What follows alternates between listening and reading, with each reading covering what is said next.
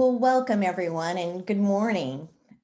I really am so glad that all of you have come to this webinar on making sense of global health innovation financing.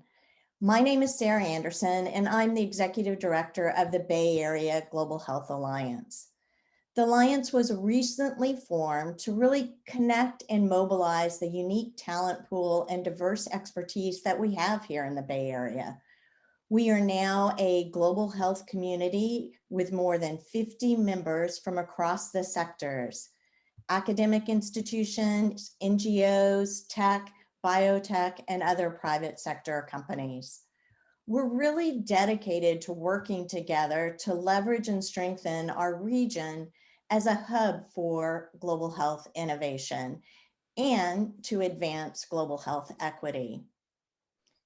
This morning's event is in partnership with the Bay Area Global Health Innovation Challenge, which is this global competition that's been happening since I think 2016 that offers student teams from universities around the world the opportunity to kind of accelerate their ideas for low cost, high impact, and scalable global health solutions. The challenge is a program of our university members, Stanford University, UC Berkeley, UCSF, UC Davis, and in partnership with Health Roots Foundation and the Alliance. We wanted to especially welcome our student teams and Hildy Fong Baker, who have joined us today, and good luck in your competition on May 1st. Earlier this week, our guest speaker, Krista Donaldson, who is the founder and CEO of Equalize Health, which used to be known as DREV, had a conversation with our own Ben Plumley, who's the host of the Shot in the Arm podcast. Christa has an amazing background, and she and Ben discussed her journey from, pioneering social entrepreneur seeking initial funding and figuring out how to scale for products needed in low resource settings. She also talks about with Ben her recent report on the state of innovation financing in the maternal and child health space. So we're going to start this program by sharing that pre-recorded conversation for about the next 20 minutes or so. So grab your cup of coffee and ready to listen. But then as soon as that is over, so you get a good feel of Christa, and she answers a lot of questions with that, then we'll go to live Q&A with Christa and Ben, and I'll turn over the mics to them, and then will probably have about 30 plus minutes to just really take your questions and answer more questions that you might have. So get your questions ready and put them in the chat. And then we'll pass them along to Ben and Christa afterwards. So as they say, enjoy the show, and then we'll be back to you in about 20 or so minutes. And with that, let's start the conversation. Nicole Savage is our senior fellow, and she's helping us with tech today. Thanks, Nicole.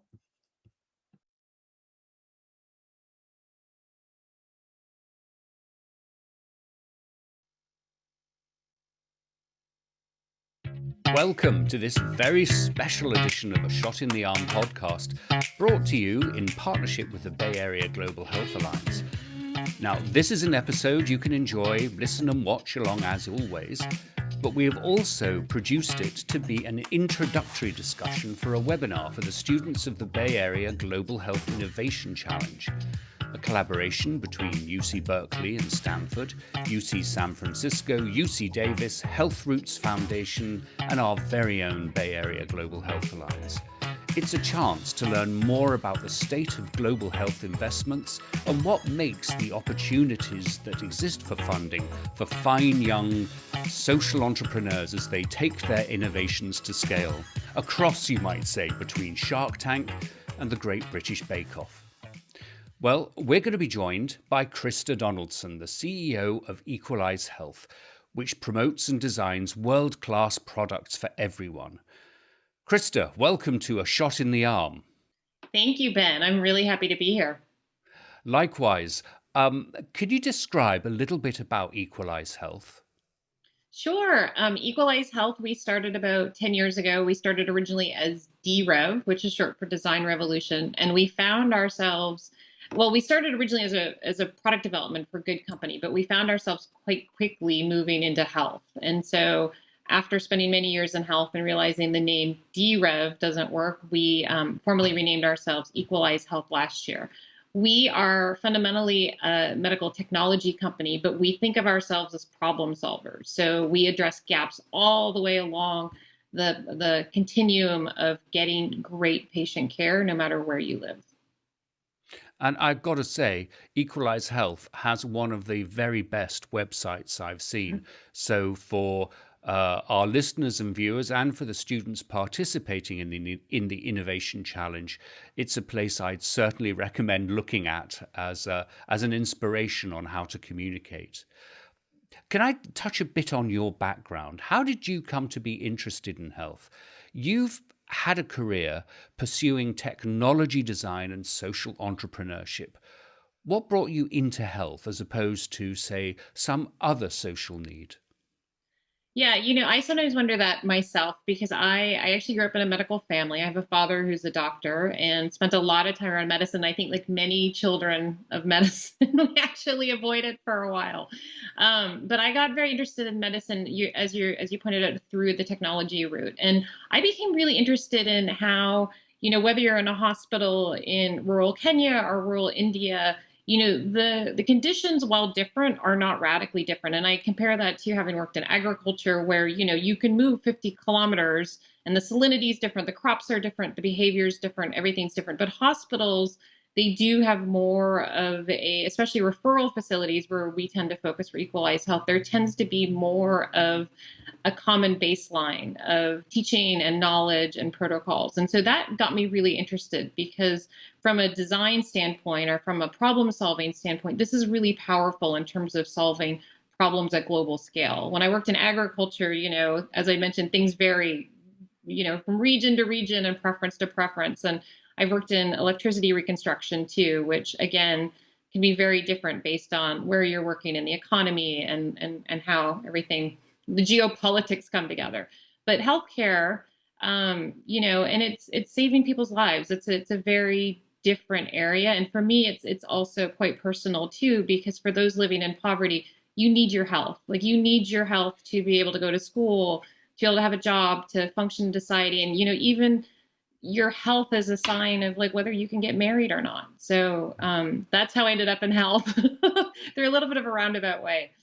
No, that's very helpful. I mean, the mantra is that your health, no matter where you live, is your number one asset. And the linkages between, say, agriculture and health and education are incredible. And these are the kinds of linkages and creativities that we're hoping that students and applicants as part of the Bay Area Global Health Innovation Challenge are going to be looking at. As we look at the exciting innovations that are being produced by these young entrepreneurs, could I get your thoughts a little bit about how to go out and identify and secure funding? What advice would you give them, particularly now in 2021, as we enter the age of pandemics? Yeah, that's a really great question. And I think that the question of like where do you find your first bit of money is always really important to any entrepreneur in global health. I would say the first thing is you're a student. So that's fantastic. Look and see through your school what possibilities exist. And also while you're at your school, you also have access to resources that once you're on the outside, you're going to have to pay for. And so this might be testing or some kind of clinical feedback or anything like that. So look within your school, what resources are available that otherwise would cost you, what funding is available. So I would start there. And then I would start to look at, there's multiple foundations that focus on early stage entrepreneurs. And so this is the Draper Richards Kaplan Foundation. Malago has a Rainer Arnold's Fellowship, but there's multiple ones. I think Y Combinator also looks at fairly early stage, whether you're for profit or nonprofit. So there's lots of groups that really focus on these early stage. So take advantage of while you're in school of what you can. And then once you're out, look for these early stage funding opportunities. Now, you've worked in both the private, public, and non-for-profit sectors. And it's something actually that I have in common with you. But what do you think are the opportunities and challenges for young entrepreneurs who are considering where best to house the innovation they are developing? Government, private sector, not-for-profit. What makes greatest sense these days? And are these definitions actually becoming out of date? That's a good question. I hadn't thought, are they becoming out of date? I certainly think thinking of them as pure verticals is going to be something of the past soon. So you're certainly onto something there. We're seeing so many more consortiums and partnerships, which we should be. So yes, I think looking for where there's powerful partnerships is a good place for thinking. Where your innovation depends, I think, is part of any due diligence. You do need finding around users to best understand, does this concept or idea work in this scenario? What's the feedback from users? Well, you want to do, due diligence around the business model and the pathway to scale too. And part of that is, who do you work through? Where is there already some energy and inertia? And for example, in maternal health, we saw that Merck just launched Oregon, which is going to tackle maternal health issues, everywhere in the world. And that's really exciting. So if you're working on maternal health, you should really have your antenna perked up there. And I'm hoping this is the first of many of big for-profit companies we see moving in. So it's not just the nonprofits, it's not just government programs, but we're seeing a broader swath of organizations.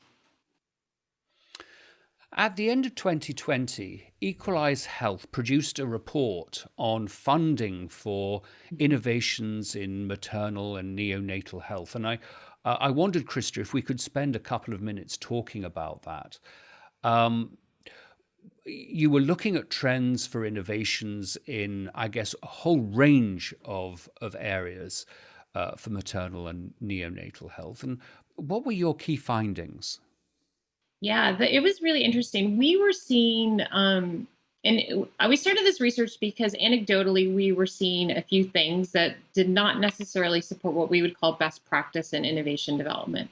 And an example of that is in the kind of typical global health funding environment, we were seeing the sweet spot to raise that first seed amount of money was once you had a concept that you were pretty much decided on and you had some data associated with it. And that's one of the reasons why as a student, if you can get to that stage, that's going to put you in better stead with your project.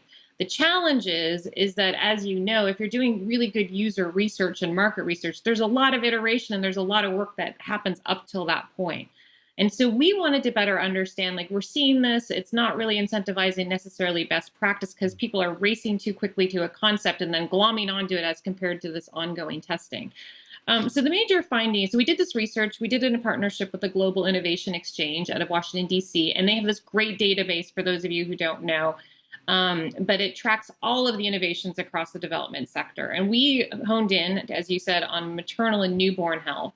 And we looked at all of the projects, and the projects date back, it's not perfect, 10 to 15 years, and it's all the major institutional donors. So Gates Foundation, Grand Challenges Canada, a lot of, the players we know. And then we looked at the stage of where these projects, who the money went to and the stage these projects achieved. And so in terms of where the money went to, most of it went to universities. So again, if you're a student, take advantage of that. I think over 40% of the money went there. And in maternal and newborn health, it was about 220 million total. And then if you look at what these projects achieved, so what's the last stage of development these projects were at the time of measurement, you really saw this inverse hockey stick. So tons of projects in the early stage, what we called piloting, and then scaling down. We had a 5-point scaling stage that's from piloting to global change. And that's a little bit different than most scaling metrics. But I feel really strongly about it because if we're not in the business of global change, why are we doing innovation, right? Anyway, but you see this big drop off, and the drop off really happens after testing. And so we looked at that data and we said there's a scaling problem. And we think that there's multiple things related to this. One is that if universities are really funded, universities are so fantastic. They've got all of the students who come up with great ideas. There's lots of testing, there's a lot of great things. But universities are not built to develop products for market and products for scale. And so the projects that did reach global scale and did have what we call mature scaling. So if they were a for-profit, they're out there, they're making money, they're scaling. As a nonprofit, they're just scaling without ongoing donor support. That's what we're calling mature scaling. Those guys were all organizations like us or for-profit companies. And so we came out of this thinking there has to be a better model for global health. Can we partner, we Equalize Health, can we partner with universities, with students who have great ideas, but maybe don't understand the business model or don't have the capacity to do the business market, impact research that's needed, to get these projects over the finish line and have the commercial relationships to scale. So to us, it was really informative, and I'll stop there because you probably have other questions. No, that's fine. I see that's part of the report I found really fascinating. Yeah. The sort of the drying up of investment to scale up, and I completely take that. Universities that's not their expertise. Whether it's COVID-19 vaccines or whether it's a hip replacement advance. And I just wondered that as well as perhaps as, that they're not cut out to do that, is there an element of funders just wanting to be associated with the next big idea rather than having to, do the long, dirty rolling out work that we know has to happen to get these things to market? I think that's right. I think there's always an attachment to the new next exciting thing. And one little bit of data maybe to think about too is CPAP. So neonatal Cpap, continuous positive air pressure for premature babies. Most of us are very familiar with this, but respiratory distress, which it treats, is still one of the leading causes of newborns globally. Interesting fact, CPAP as a treatment for newborns has been around for over 50 years. So to me, this is a really interesting example of the technology exists, but for some reason we cannot design it. Sorry, my cat wants to join the podcast. No, she is most welcome. My dog is sleeping very quietly at the base of the table, and I just hope if we hear some snoring, our listeners and viewers will think that it is neither one of us. It'll be one of our pets. Anyway, I was going to say with CPAP, I mean, it's been around for 50 years and still it is not reaching most hospitals in the global south in a meaningful way. And it's not for lack of research. And we're on to funding the next thing, but I do feel there is real fundamental things that we as a global society must solve in a way that recognizes the needs and constraints of the markets and the facilities we're serving. And that should be our number one priority. Not the next thing, and not necessarily leading with technology, but leading with the needs and the means to solve those problems. Has COVID impacted the way you are seeing innovations for maternal and newborn health being invested in, and indeed the products that you invest in? Yeah, so I think, we're going to be seeing this for a while, and all of us who work in health are seeing a real doubling down on everything related to COVID. And I think that absolutely makes sense. But at the same time, we cannot forget about the urgent needs that, we were driving towards with the Sustainable Development Goals. Where we're seeing big changes in our work isn't so much the investing. I would say there's less investing in, standard newborn health issues because of the shift to funding with COVID. But where we're seeing the biggest needs popping up, besides, the existing needs for us, has been around education. And we have a telementoring program. I mentioned that we tend to do technology, but one of the gaps that we also address downstream, because technology doesn't just scale on its own. We have to be able to address some of these ecosystem challenges to support the adoption and the scaling. And one of them is telementoring. And we saw our telementoring program just explode. And the reason for that was because we have this great network of doctors in many of the places we work. And they came to us and said, we are now getting pulled into adult ICU service. And we know how to run it in a kid's ICU. We can do PICUs and we can do NICUs. But if you ask me to run a ventilator in an adult ICU, I'm not sure I know how to do that. So our work, interestingly, really scaled up there. And with the telementoring, we went, I think pre-COVID, we had trained, on the order of 40 to 50 clinicians, and now we've trained over 1,200. And this was purely driven by the clinicians themselves and the local medical associations, and all led by local experts. And so I think for us, a lesson coming out of the pandemic really has been being responsive to what the clinicians have identified as their highest priority, and then leveraging up, what we can, scaling up what we can, or finding the right partners to support their needs.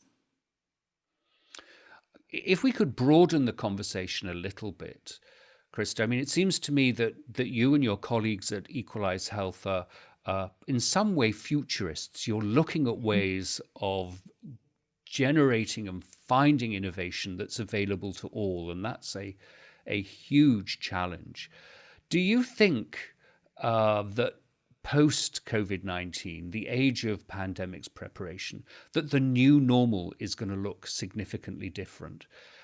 And in particular, do you think that smart design is going to help us improve the way we design accessible and affordable health innovations? I really hope so. And I think, to your question, I think what's going to change is I think, so many of us have been talking, and I know you too, Ben, talking about like to really innovate in our field. It's not just about the technology, and it's not just about the discoveries. It's about the supply chains, and it's the logistics, and it's and procurement. It's all of these things that are causing friction. And I really hope coming out of COVID that we have seen this. We've seen this as a sector, and it's not just the testing and everything that goes around it, and the scaling up of the vaccines and the non-scale up of the vaccines that we would really like to see.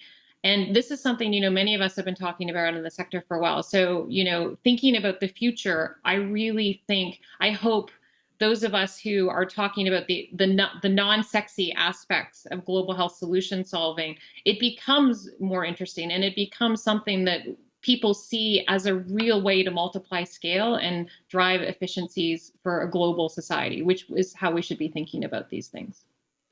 And I'll just put a pitch out for multiplying scale, because I do find it sexy.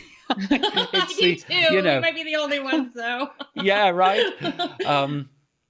But just the way of seeing how different communities adapt technologies and innovations in ways that suit them, I think is just the most fascinating thing. I totally agree with you. And I think it's something that we all need to learn from. And there is still this tendency of, things innovated in the West and like scaling and behavior change and all these things. We need to be learning from every instance of modification as a global society. And we need to triangulate that information so that we can provide future solutions, predicting what's needed in different geographies and different locations and different cultural preferences. It's going to make us so much smarter as a field. Yeah, absolutely. So Equalize Health, you're a member of the Bay Area Global Health Alliance. Why did you join? Why are partnerships between the academics, private and non-profit sectors so important to you? Well, we joined because, as you know, the Bay Area and Washington, we just have such a fantastic energy of people working on these types of problems. And I think there's so much to learn from each other, but fundamentally, at Equalize Health, we're proposing a new model of working together. We've known as a sector we need to work together, and many of us already do. But I think to truly solve some of these problems faster and better, we need to be like structuring these partnerships from the very beginning, like learning from in-market teams who understand the needs, understand the markets.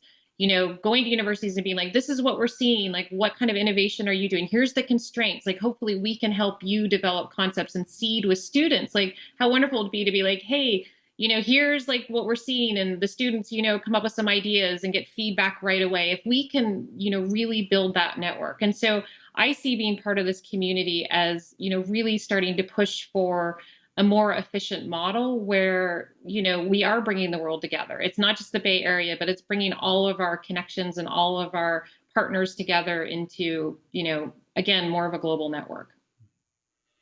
I see that my final paragraph here is called Sanity During Shutdown. Which, you sure said insanity during shutdown? Well, right, hey. How have you got through the last year? You've done a rebranding. What was that like? And just to let you know, I've finished a 3-year strategic plan for a local nonprofit, and all of us are sort of scratching our heads and considering that the process actually was more enhanced, to a very large degree because we had to do it virtual. We all knew each other, but we had to be so focused in our conversation. And I wonder if there are things about shutdown that have actually made us do things better. And are there examples that our young entrepreneurs can take from this moment? I think so. Yeah, absolutely. I think it has certainly heightened our sensitivity to our global partners. You know, if you're not commuting, you're available for times, first thing in the morning, late at night. And, we were before, but I just think as part of the shutdown, it has become more part of our beings in some ways. And I can't ever imagine going back to where our days were structured around us and not structured around our global partners. And I hope that never changes. And I'm so excited for being able to travel again. So many of the colleagues that I have not been able to meet in person, I will be able to, because I still think that's important as well. Yeah, absolutely. And at the personal level, whether it's family, detective novels, or binge watching documentaries, what's been keeping you interested this last year? I love to learn new things. So I've been going from art history classes on Khan Academy, smart art, to to learning about writing children's books, to learning better 401k retirement. I have to say, like, I think it's incredible what's online and what you can learn. And maybe I sound like an old timer, but it certainly wasn't like that 10 years ago. So I'm just, I love learning new things and love being able to do that with today's online materials. Well, Christa, you're making me feel really silly. We've just finished binge watching a Korean medieval zombie TV series. And what is the funniest thing about it is that the zombies sound exactly like our Korean pug. So that's been a lesson for us. I like yours. I'm watching the Medicis right now. I'm behind. Oh, okay. Or the Medicis, to pronounce properly. Yes. Well, Christa, I know for those of us who are going to go on into the mentoring session with the Bay Area Global Health Innovation Challenge, you and I will be open to the students' questions. Thank you so much for coming on to A Shot in the Arm podcast. We'll release this through our usual channels. Just a thanks to Erica Spera, our director and producer, and a word, of course, to our listeners and viewers. You can find us at Twitter and Facebook at Shot Arm Podcast. Find us on YouTube. Please give us 5 stars and give us a comment, and that's the way that we get the news out. So, Christa, thank you very much indeed. Thank you, Ben.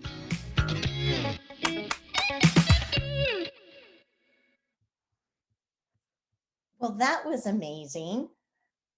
This is Sarah back again, and hope you all are well and enjoyed that as much as I did. It was just warm, and we paid extra for that cameo appearance of Krista's cat. Not really, but we're really glad that the cat showed up as well. And Christa, and Ben, I'm going to turn the keys over to you in just a second, because I know we have many students and others who have posed questions already. But Christa, I wanted to ask you, we've known each other from a long time from Stanford days.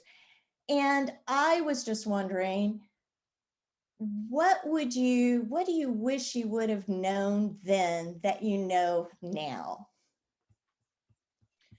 You gave me the heads up you're going to ask me this, and it didn't make it any easier. I think the thing I wish I had known, when I was younger, was to have confidence in the design skills and the user-centered approach that I was learning and that I truly believed in back then. Because I think global health as a field is still getting used to some of those methods. And while there's a lot of desire to have patient first and user first, I think there still is a tendency to favor kind of like the academic perspective and the expert perspective. And those of you, some of you may have attended the Align MNH meeting for maternal and newborn health earlier this week. And there was one professor from Johns Hopkins who I love. She, I think her name is Emma something, Emma Roberts, but I'm getting confused with the actress. Anyway, but she said, like, please remember the clinicians, like calling care abusive or talking about the quality of care that way with clinicians is not going to help improve quality of care. And to me, like, this is like the growing example of more and more user-centered thinking throughout global health. And so those of you who are true believers in it, stick with it, bring in your own practice, even if, your little corner of global health maybe doesn't quite support it yet. Great. Thank you so much. And Ben, can I turn over the keys to you and have you and Krista go ahead? Absolutely, Sarah. And hello, everybody. And it's really great to have so many questions lined up already. And I want to start, if I may, with a question from Pratik Tawade. And I think Pratik asks a question that we touched on a little bit in the recording, but which is really central to successful innovation and entrepreneurship. Krista, how do we take a product to the field? How do we develop contacts with industry partners actually in the field? And that's a challenge for whether you're in a for-profit, non-profit, or public sector organization. Yeah, so I would say ideally you want to be building contacts in, like, and I don't love the term in the field just because it creates this us them type of dichotomy. And what I would say is just call it user research. But don't get hung up on the terminology. But ideally you are making contact with the users you're interested in. And when I say users too, I want to be really clear. It's not just patients, doctors, nurses, purchasing decision makers, biomeds if they exist, government officials, local NGO experts, local medical associations. Ideally, you're talking to them from the beginning. So they're informing your concept development and providing feedback even before you get to the product stage. But I would say if you're working on a project and you don't have any connections, there's several routes. One is please do leverage all the networking you can through professors and researchers at your university. That's actually how we got started with our Brilliance work. Dr. Vinod Bhutani at Stanford University introduced us to some of his colleagues in India, and then we talked to them and they introduced us to others. So that's a great place to start. And I would say in other cases, like you can cold call. Sometimes professional associations have directories online. For example, I know in Bangladesh, the Neonatal Society, the pediatric group, had some of their officers online, and we tried not to be obnoxious, but we called and said, would you have time to meet with us? Another option too is sometimes the US embassies have commercial divisions, and they will help do outreach for you. And that's like a little bit more work to put together in a longer term project, but know that exists as well. And I just add, and it's something that I got into accidentally when I was a student, was this concept of networking like hell. And, believe it or not, I'm quite an introspective, introverted person. But there are all sorts of ways that you can do this. And nobody's business card is less valuable than anyone else's. And it's amazing where people turn up. The other thing I'd say is, you mentioned Pratik industry partners, and there will be headquarters people in corporate affairs, in the scientific teams, if you're talking about industry, and public affairs, that would be just delighted to connect people with their teams operating in different countries. And you'll find, I think, that actually is a very good way to reach out and find people. And of course, now we're in the world of internet searches and remote learning and remote contacts. That actually makes it a lot easier. I'm going to go to the second question, which is from our own Nicole Savage. Can you talk about the different types of funding for innovation, grants versus venture capital funding, equity investment, performance-based financing? What do you think are the different implications for an entrepreneur?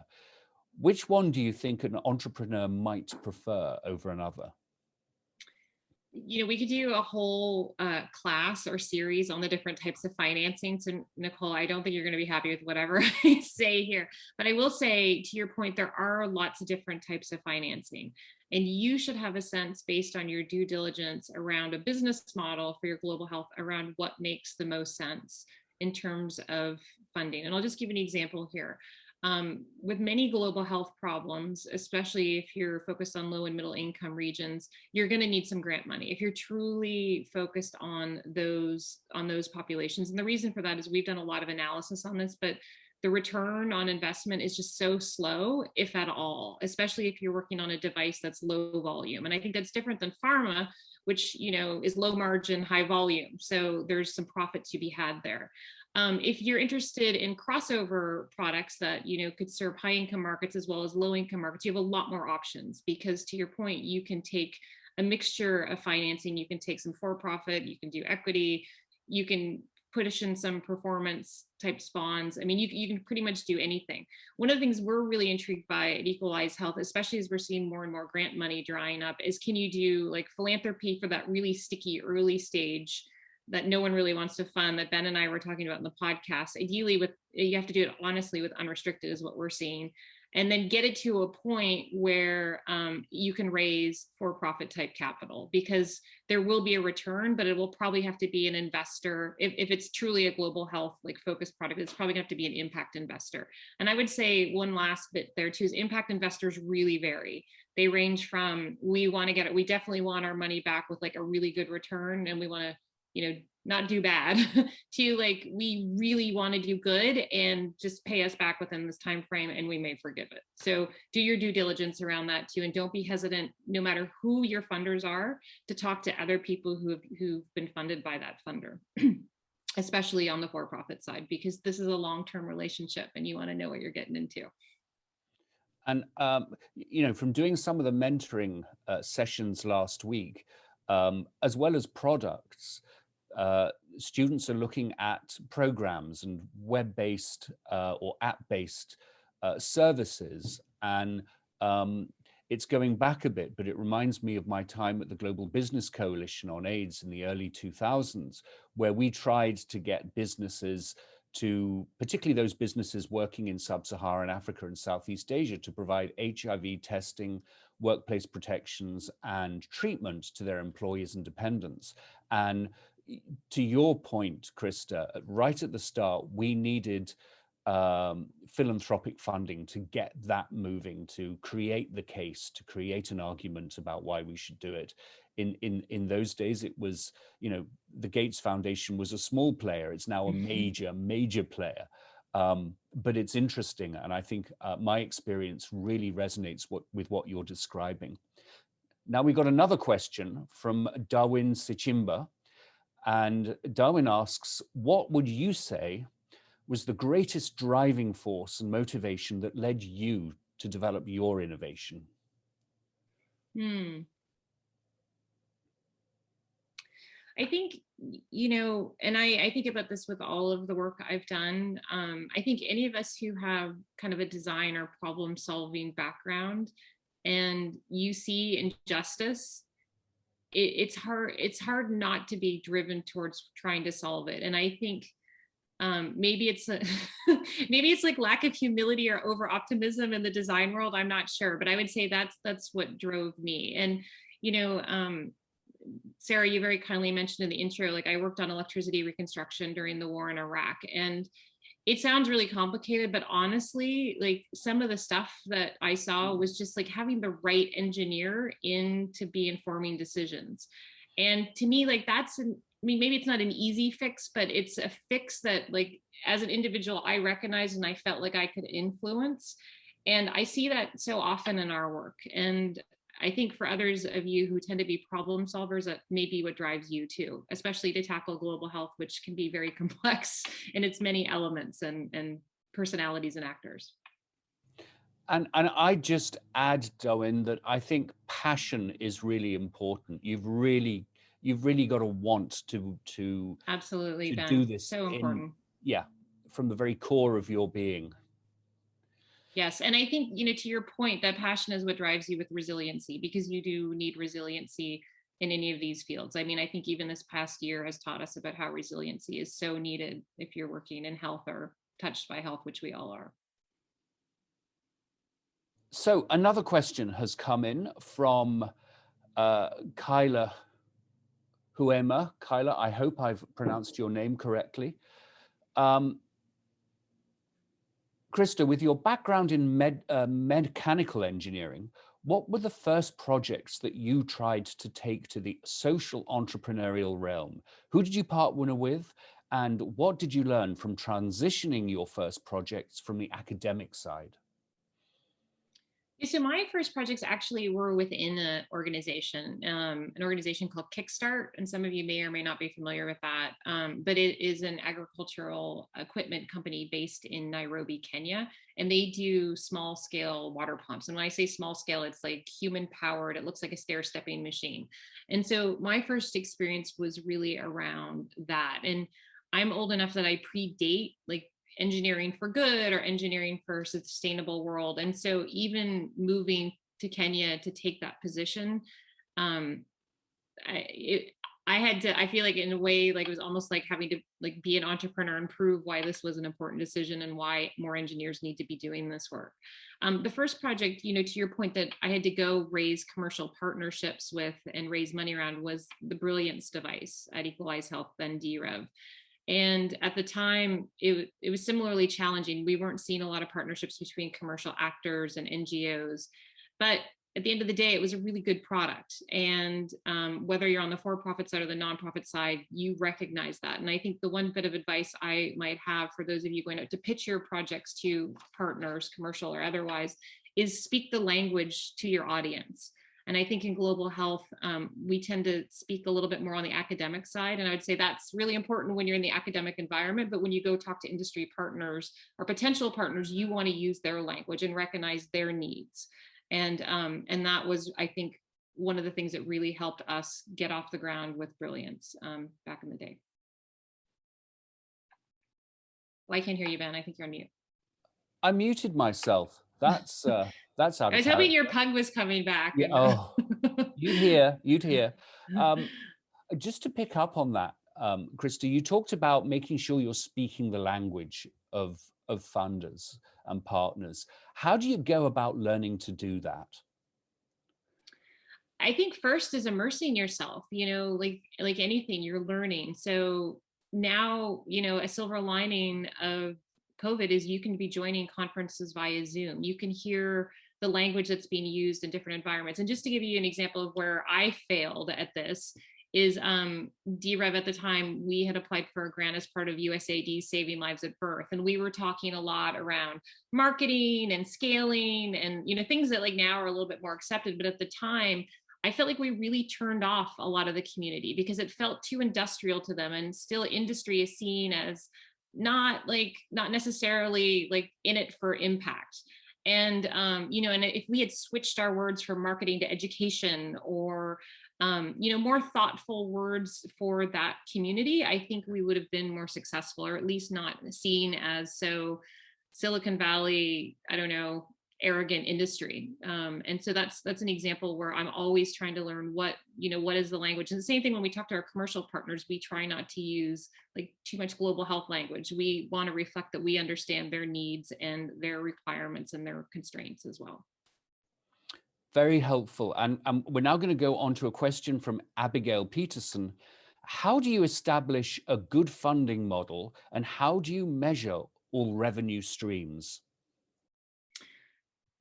I'm not totally sure I understand your question, so I might want you to say more, but I'll start to answer and then maybe Ben, you can push me or maybe Abigail can jump in. I think, in terms of a good funding model, starting to be aware of what's out there. And again, there's conferences and online databases that you can take a look at, but I think really making sure that you're spending time as you develop your concept, that you're thinking about the business model all the way along, because you also don't want to get too far and realize like you do not have a business model to serve the market you're intending to solve. But you want to understand your unit economics. You want to make sure that you have all the costs built in. I think one of the errors that we all do when we're just starting out in this field is we don't know all the costs that go into projects and getting the projects to the people who need them. And, there's tariffs and there's logistics and there's regulatory and there's IP, and, that IP, like, that's a hidden cost that a lot of people don't think about. But if you want to strategically protect in certain countries, that really adds up. And so spend some time with someone who's familiar with that and build out your financial model. And then that should really guide you as to which types of funders you should be working with and how you want to structure your funding. And by that, I mean, for example, raise some philanthropic money, take advantage again of your university resources. And then once you're kind of at the next stage, then you can raise a different type of capital, if that makes sense. Yeah, and what I would add is, your model is not, if you'd excuse this word, is not your Bible. It's not something you stick to 100%. Such an important point, Ben. Yeah, it is a guide. It's to help you start work and show supporters, potential funders, that you have thought through issues. It's a tough thing. You need to work to it, but you've also got to be really responsive to what the field is saying, to what your potential investors and supporters are saying, and adapt and be prepared to make some mistakes as you go along. I certainly know that for the nonprofit initiatives that I've been involved in, we've sort of slavishly built annual budgets and work plans. And, one of the things is to look either every month or at least every quarter to check how we're performing against them. And it's really the performance that sort of tells you what you're doing. And you need to be, very flexible, be constantly hustling, as it were, with supporters, but be aware of the structure and the mission of what you're trying to achieve. Yeah. And Ben, I think maybe a question for you too, and I think others, is, when you're just starting out, you get a lot of advice. And sometimes it's hard to triangulate it or even, even like figure out, I'm getting all this different advice, like, what do I follow? Ben, I mean, I'd love to hear what you have to say about that, because I feel like you've been in this space a while as well. Yeah.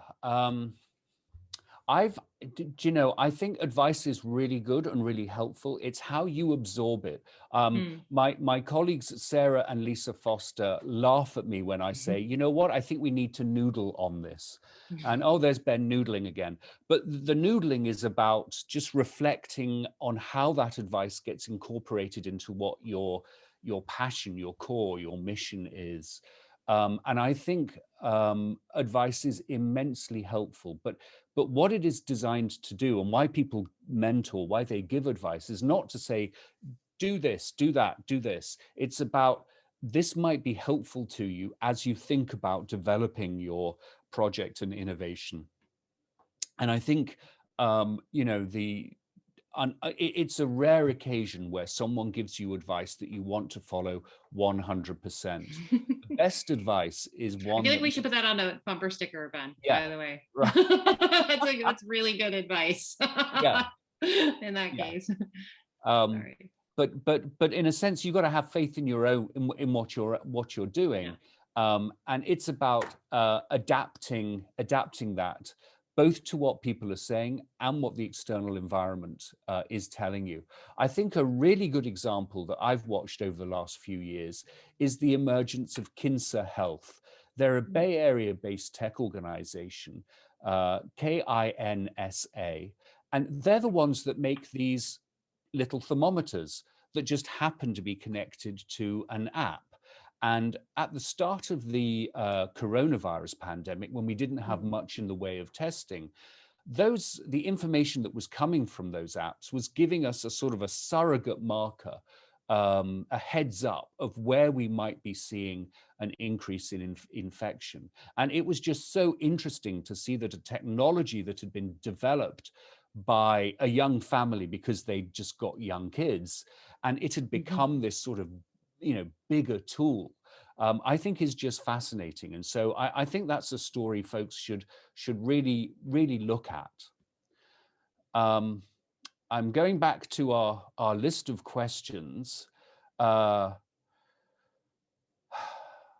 Ronan Arthur asks, what can we learn from tech entrepreneurs or tech incubators as we build new global health initiatives? Oh, now there's a one. What do we learn from the tech sector? You have a go first, Krista, and I'll dive in afterwards. Wow. I guess the first things that come to mind are the things we don't want to apply from the tech innovators, which maybe Ben, that's why you're laughing. Maybe I'll start there because that's a bit easier. I think one of the things we want to be really careful of is we serve vulnerable populations. So this idea of rolling out something when it's half baked and being able to iterate it through real-time rollout, like we just can't do, or we have to be very, very careful of. We're dealing with vulnerable populations, so the solutions need to be as baked, and they absolutely have to be safe before they go out. I think with tech entrepreneurs, what I think on the positive side is the optimism and the big thinking, and I think we can learn from that in global health. I think there's a tendency to stay in your lane in global health and to encourage others to stay in their lane. And what we could take from the tech sector is like thinking really big and thinking out of the box and thinking about new models for global health, which is what we're trying to do, and think about, new funding models. Like that's where performance bonds came from. And so I think, the best people who do that are students, because you guys like still have fresh perspectives and you're not necessarily beaten down or like experienced, but you're bringing in those fresh perspectives. And I would really encourage you to think about that and what big new models you can bring in for the rest of us. And I would just add that I think tech sector, tech incubator perspectives, somewhat like the advice from mentors, are very, very helpful, unless they're funding you 100%. And then the conversation changes, obviously. That's true. But back to some of the earlier questions, and I think it was Pratik that raised this. It's about knowing your community, knowing what your product is there to serve, what challenge you're looking to address. And it may be, and it may not be, that tech has a role to play in that. Increasingly, I think it does, but the starting point has to be the end user.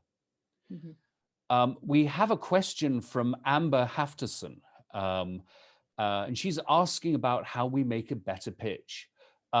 Investors tend to be concerned with the length of time it takes for ROI for medical devices, despite the positive impact. So how can we refine this aspect of the pitch so that it is well received? It may never be well received. I mean, if that's the data, and I think that gets back to like, are you pitching the right funder? And I would really encourage you, like, if that's what your model says, then maybe there is an impact investor that you want to be pitching, like a global health innovation fund type focus, because no matter how you pitch them, the data is still the data about what the ROI is and the length of time. And I feel you, like that is the reality of global health, is this really long return. And, you might also consider, like, can I get a grant to get through this initial, that doesn't need to be returned to get to this initial phase, and then raise investment at that point in time, because now you're shortening your time and you have less money that you need to, you have to recover. So I would think, is this the right investor? Am I structuring my financing the right way? Less of a pitch issue. I see we're coming up to the top of the half hour, so we've got time for one more question, and then I'll hand it back to Sarah to wrap up. We're being asked, Krista, if we could comment on the role of mentors in our business lives. And maybe as you think about that, I'll just kick in first and say, my career, like Krista's, has been for-profit, non-profit, government, international agency. So it's been all over the place.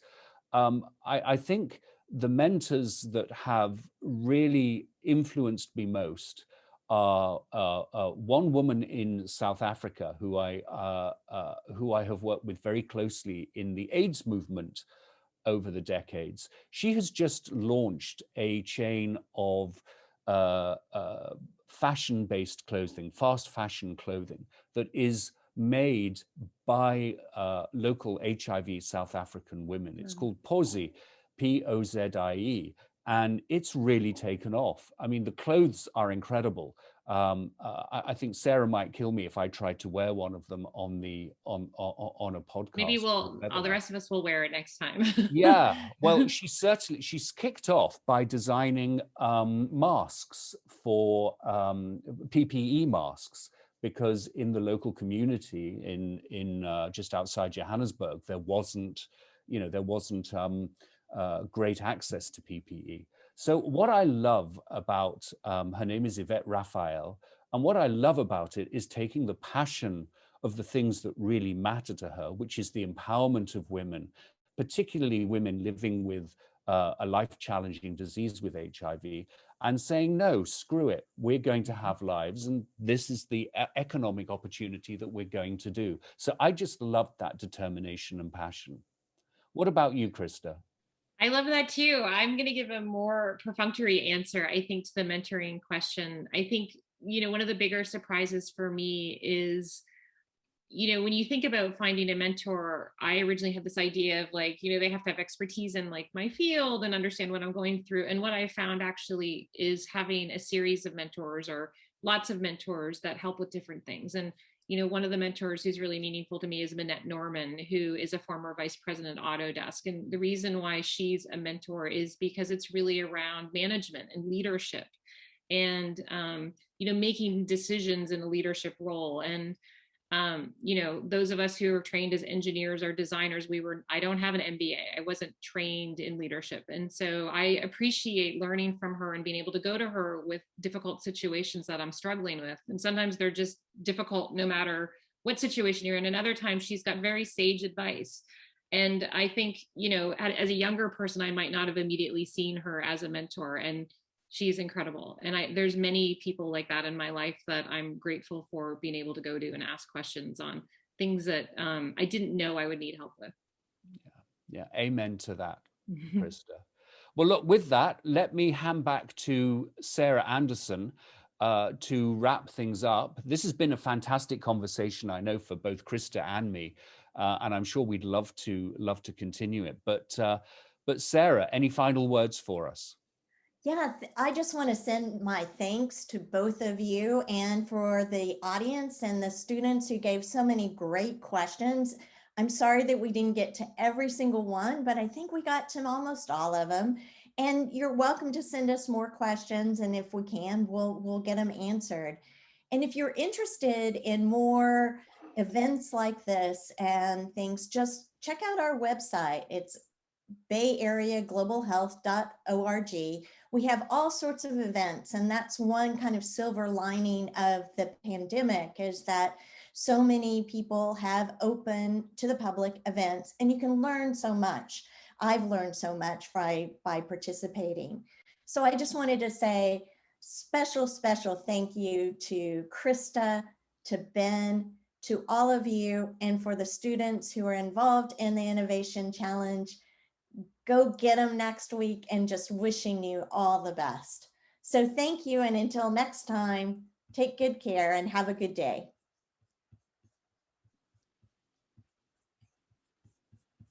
Thanks, Sarah.